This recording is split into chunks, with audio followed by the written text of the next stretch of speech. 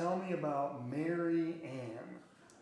She's what you nowadays they call a transgender. She's a black male dressed up as a female.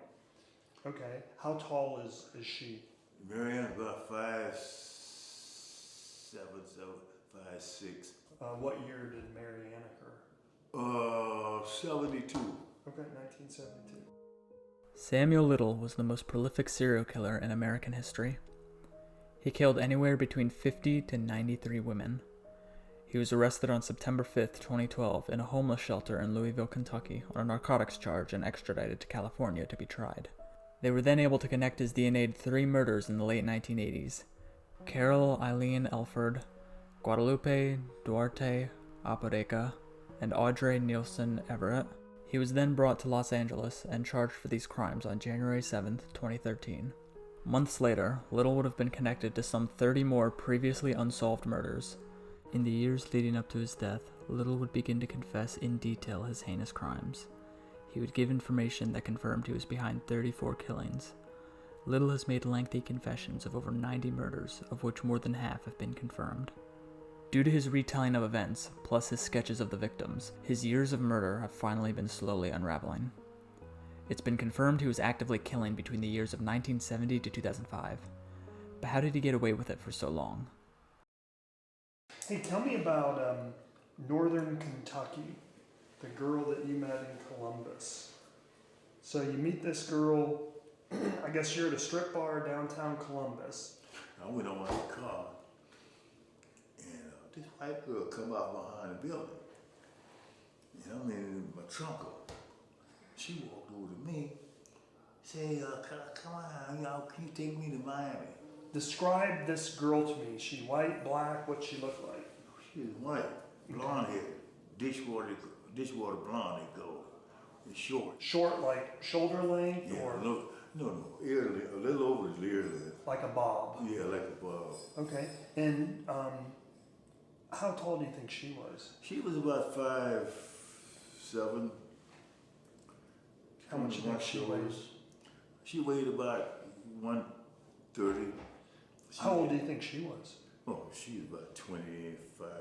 Okay. You mentioned before that you said she kind of had like this hippie aura to her. Yeah, she did give you a hippie feeling.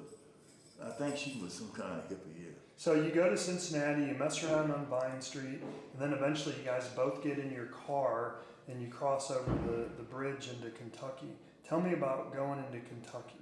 We got to Covington, and then we continued through Covington. Mm-hmm. And there was a park that they were having a festival there. And she heard the music and shit off of that band in there. And by her being a hippie type, she wanted to get to that. But the police came over and peeked in our car. He really wanted me to move out of there. So we, instead of going in there, I took her the other way. Right. Winding around, they got hills down in Kentucky, and the road winds around the hills. Mm-hmm. I seen a little short road going up the hill, and up top there was vegetation, wasn't no houses or nothing. And so I pulled up in there and concealed the car in that little vegetation up there on top of the hill. Mm-hmm. So tell me about this road that goes up the hill. What kind of road is it? It was like a dirt road. Okay. It was like dirt. The grass was growing in the middle between 2 tracks. When I left her up in that little road up there, on the side of that little road, she was like partially concealed by the vegetation. And I left her there. Samuel Little was born in Reynolds, Georgia on June 7, 1940. His adolescence consisted of robbery, assault, breaking and entering, and attempted rape. Little dropped out of school early, and by 16 was already put in juvie for breaking and entering. In 1961, he was arrested and sentenced to 3 years for robbing a furniture store. He had already been arrested 26 times by the time he was 35, yet before his final arrest in 2012, he hadn't spent more than 10 years in jail. Little evaded getting caught for years due to luck, lying, and discrimination. He was arrested over 100 times throughout his life and either had a short sentence or was simply let go. The first time he was arrested for murder was in 1982 for killing 22-year-old Melinda LaPree, who had been missing since September that year. Unfortunately, however, he would be able to escape long-term punishment once again. He was indicted. While being further investigated, he was extradited for Florida for yet another murder. Little was tried for the murder of Patricia Ann Mount in September 1982 due to witness testimony that he was the last person seen with her. However, due to mistrust of witness testimony, he was acquitted in January 1984. Patricia Mount was reportedly a resident of a facility for the mentally disabled.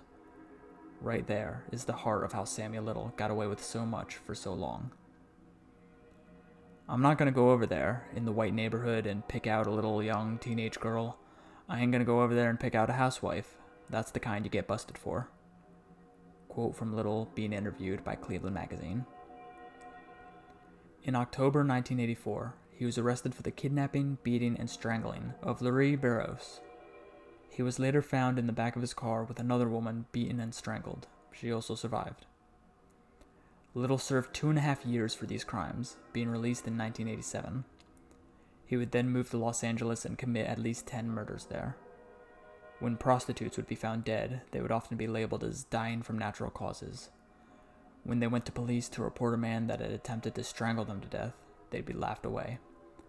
Little went after vulnerable women, drug addicts, prostitutes, the mentally ill, those that either wouldn't be taken seriously if they escaped, or wouldn't be looked for very long, if at all, when they went missing. On the day of his verdict, Little would still claim to be innocent. When he died, Samuel Little was in a wheelchair with heart problems, diabetes, and various other health conditions. He died on December 30th in a Los Angeles County area hospital, a much more comfortable death than he deserved, with him technically only serving 8 years in prison for his crimes. America's worst serial killer has died. His name was Samuel Little, and he confessed to more than 90 murders. He claimed 20 of his victims were in the Los Angeles area. Little was convicted in 2014 of killing 3 women in South LA, but claimed many more. He was serving 3 consecutive life sentences at the state prison in Lancaster. The cause of death is under investigation, but authorities say tonight foul play was not involved. In 2018, Little began to reveal that he had murdered 93 people in 19 states starting in 1970. He told investigators and 60 Minutes that most of his victims were women struggling with addiction or prostitution. I got away with numerous murders of women in my life over a span of 50 years. Mm-hmm. Where did you kill the most? Oh, that's easy. Florida and California. Yeah. What city did you kill the most in? Miami and Los Angeles. And how many did you kill in Los Angeles? Los Angeles, approximately 20. Now, one of those LA victims was 41-year-old Carol Alford. In 1987, she was strangled and left to die in an alley at East 27th Street near downtown LA. When Little was arrested and charged with her murder in 2013, it was, as you can imagine, a big relief for her daughter, who had been waiting all those years for justice. I was really excited. I was happy. I was discussing it. I had thought they had given up, but I do thank them from the bottom of my heart. And the FBI tonight is still trying to solve dozens of cases Little has taken responsibility for.